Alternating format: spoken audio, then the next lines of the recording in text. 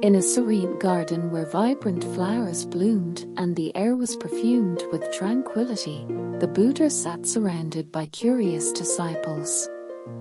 As they gathered to listen, the Buddha began to share a story that held a lesson about the diversity of perceptions. The Buddha began, "Long ago, in a bustling town, lived a group of blind men who had heard tales of an elephant but had never encountered themselves. Curious and eager to learn, they set out on a journey to experience this mysterious creature.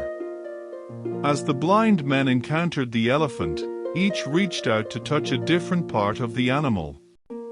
One touched the sturdy leg and exclaimed, 'An elephant is like a tree trunk.' Another felt the swaying tail and declared, 'No, it's more like a rope.' And yet another touched the smooth tusk and said, 'You're all mistaken, it's like a spear.'" The Buddha's voice carried a sense of empathy as he recounted the blind men's perceptions.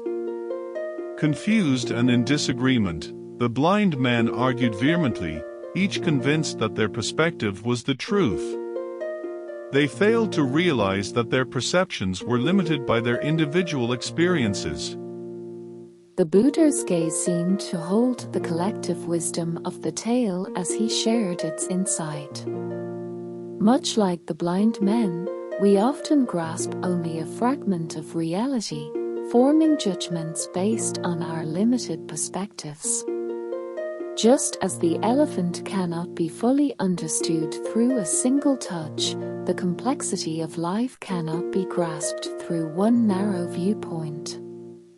The disciples contemplated the tale's message, recognizing its relevance to their own perceptions.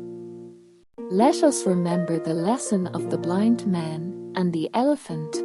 By embracing the diversity of perspectives and recognizing the limitations of our own understanding, we can approach life with humility, compassion, and a willingness to seek a more complete picture.